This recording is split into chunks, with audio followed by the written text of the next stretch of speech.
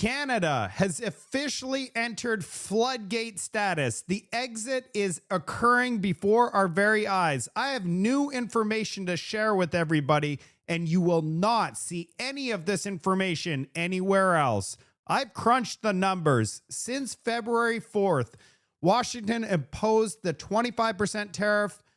$100 billion almost has actually left the country. To be exact, it's $83.9 billion has fled. And get this, 90% of that money has flowed straight to the United States. Ottawa is silent on this. We're not hearing anything from them. And they're probably going to call it resilience. I call this a blood clot. Our economy is straight up in free fall here with the exit signs all over the place. Stick around because I'm going to explain to you who is pulling all this money out and why the Canadian economy right now is on life support. The Bank of Canada is in panic mode. Why are they panicking right now? It's because they can't do anything about it. And I'm going to show you why. Capital is hitting the exit button. Buckle up. Let's go.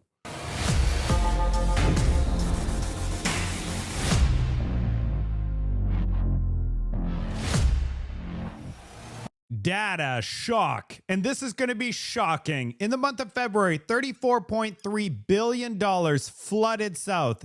In the month of March, 19.8 billion more flooded. And April, 13.5. And now we've learned the month of May was 16.2 billion. For a total of $83.9 billion in just a short amount of time. Just for reference, so people know how much money this is, it is $900 million every single day is flooding out of this country. It's not evil foreigners, it's Canadian investors hitting the panic button and exiting the Canadian market. Your pension funds, insurers, Bay Street billionaires loading up on U.S. equities and treasuries. In Q1 alone, they bought $38 billion worth of U.S. stocks while dumping a record $40.6 billion of Canadian shares. Biggest corporate signal was when Brookfield Asset Management, once the crown jewel of Toronto finances, quietly moved their headquarters to New York City last November to access deeper pools of capital. Translation: Canada feels too small. See you later. And we all know who made that move. Mr. Mark Carney. It's not just Brookfield that is doing business down south. It's Shopify as well. Trading volumes now 10-1 in the United States.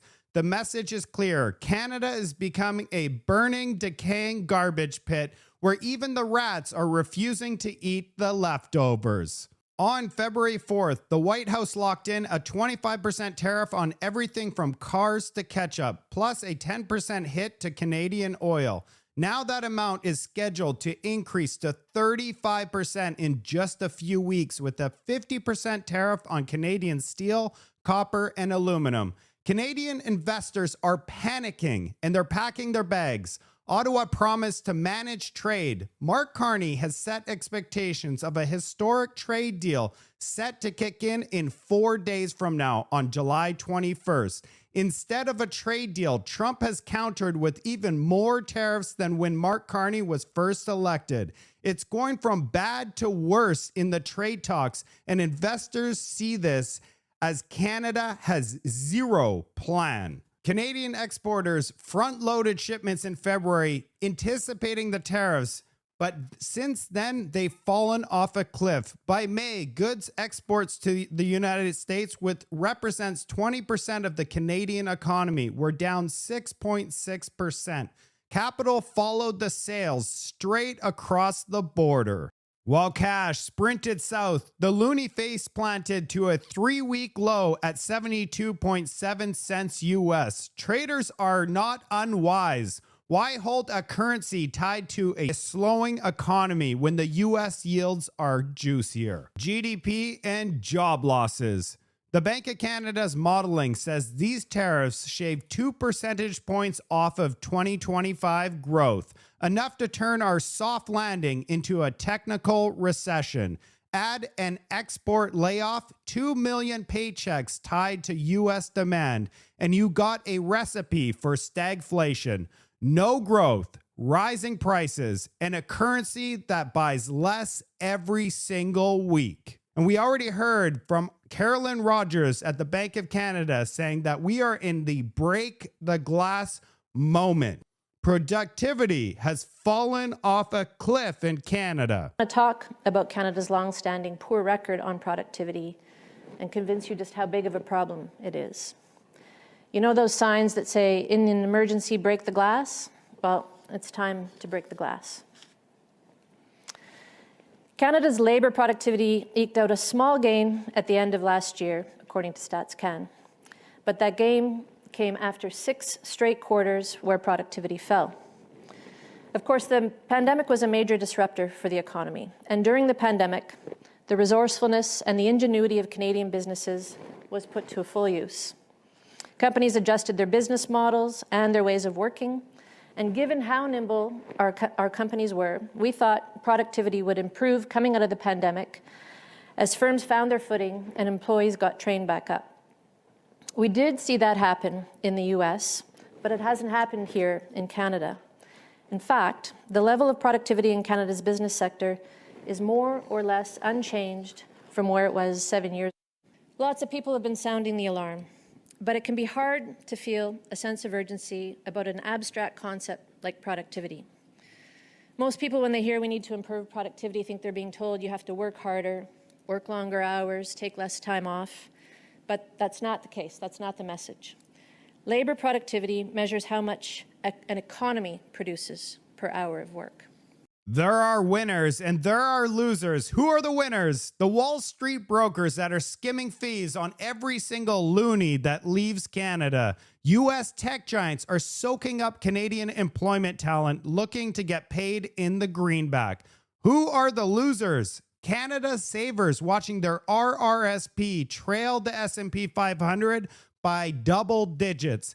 Export workers are losing their jobs as production lines idle. Everyone in Canada that gets paid in Canadian dollars are losing right now.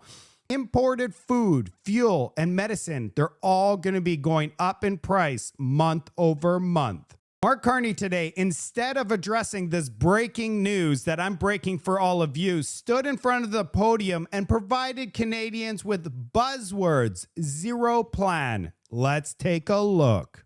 How we bring it to life in the right way. And I think that's the first point I really want to emphasize, is that this act is only a way of starting a conversation and starting a process. And we define that process going forward. But what it could do is enable Canada to build big things that will connect and transform our national economy.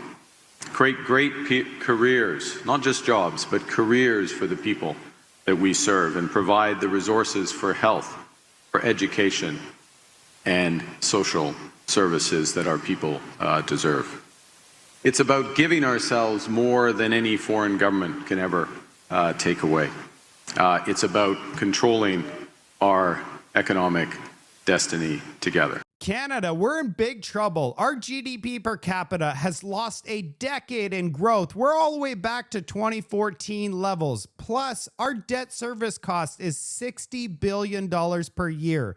That's over $1 billion per week. And now we're learning that capital is sprinting for the exit.